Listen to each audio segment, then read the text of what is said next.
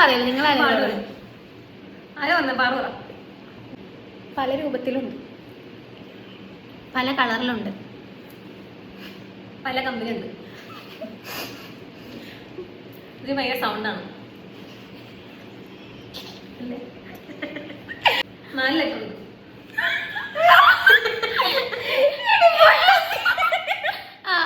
നീ പറ.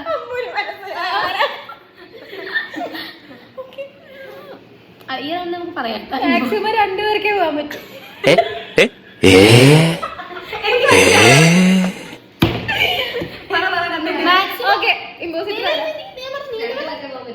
മാക്സിമം 2 പേർക്ക് പോകാൻ പറ്റുള്ളൂ.